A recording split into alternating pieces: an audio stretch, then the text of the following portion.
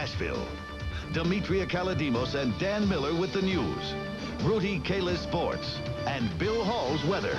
Next on Impact 4, a night owl in tennis shoes. 54 years old. Some people think this man is crazy. You might think so, too. But this running man could care less. I'm Andy Pearson. You'll meet one of Nashville's fixtures in the middle of the night. Coming up next in Impact 4.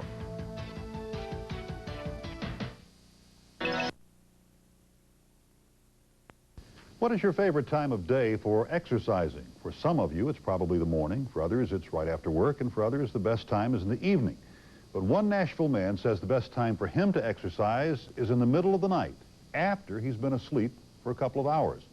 Andy Pearson is here with Impact 4 and Nashville at Night. Where'd you find this guy? Well, it was one of those strange things. Gary Knox and I were out about 6 weeks ago with photojournalist Gary Knox. It was snowing outside. It was about 38 degrees.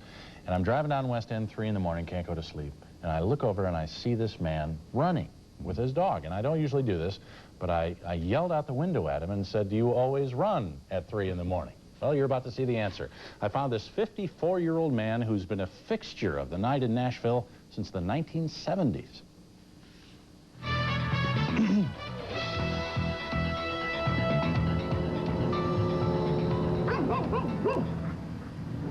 It's a time when the city neither stops nor goes, only flashes yellow. When the wind blows coldest. When sounds that would be buried in daylight come alive over the nighttime stillness.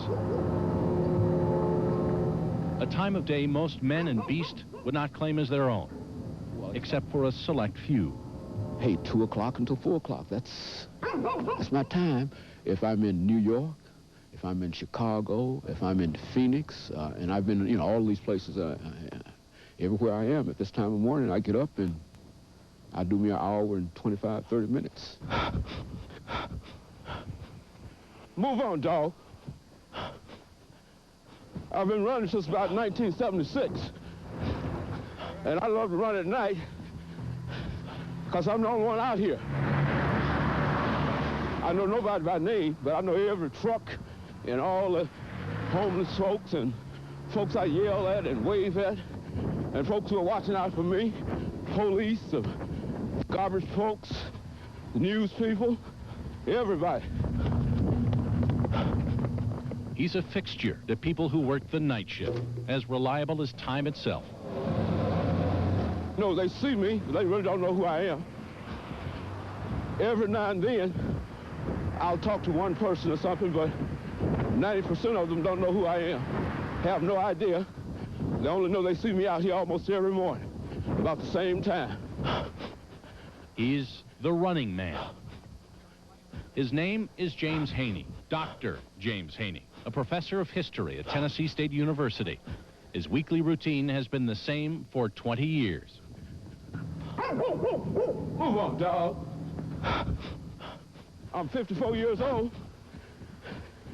Feel like I'm 19. That's enough for me.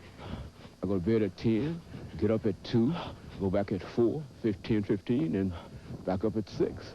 You heard right. At about 2 in the morning, when most of us are snuggled up tight, James Haney and his dog Sandy get up from a sound sleep and run their route of 9.78 miles. He does it because he was once told this would be impossible. Back in 1975, my grandfather accidentally shot me in the leg with a .38 caliber pistol. Excuse me. And I was told that I would never be able to walk again unless I started to use the leg. And of course, as soon as I got out of the hospital, I started running around the yard here. And after a week of that in the yard, went down to the local high school. And after about 6 years of that, I decided to go downtown. You won't see him wearing headphones or taking his pulse. His shoes don't pump up. James Haney just runs. Down West End, past Vanderbilt. Morning. Up and down the deserted streets of downtown Nashville. To the banks of the Cumberland River.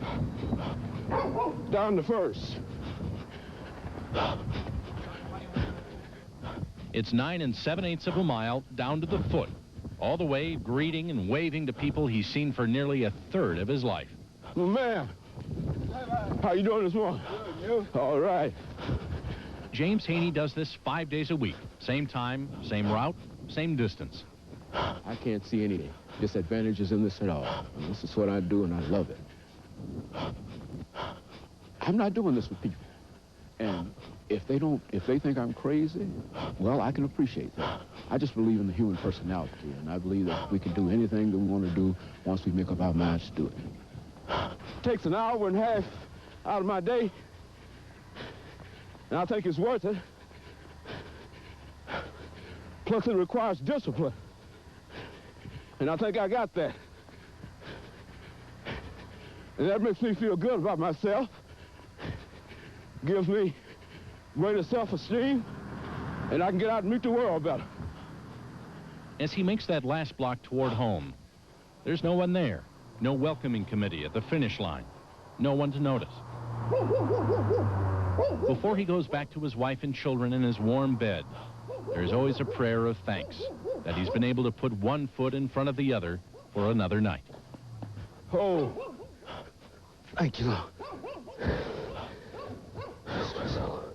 Okay. Thanks that he can still devote 2 hours out of each 24, even though it is in the middle of the night, to his body and his well-being. Thanks that there is life, and that life is good. Very few people that I grew up with are alive today, you see, and many of them have died of heart attacks and strokes and violence and whatnot, but Dr. Haney keeps pushing on. And I tell folks that I'm going to be around here a long, long time. I'm going to be around here at least 100 plus. I mean, that's what I'm looking for, you know. In fact, Dr. Haney says he plans to live to be 120. Very Willard impressive. Scott. Now, does the doctor ever have problems out there? Anybody ever attack him or try to rob him or anything? Never. In 20 years. Really? Never had a problem. In all those cities, too. But he says the biggest threat is the cars, you know, coming out from the clubs late at night, so he doesn't run on Saturday. Yeah, very impressive. I'm amazed. He goes to bed, wakes up, and does this. Yeah, and he's refreshed. That's amazing. Goes back to bed. Demetria. Ahead on the scene at 6, they don't call him Mr. Fix-It for nothing.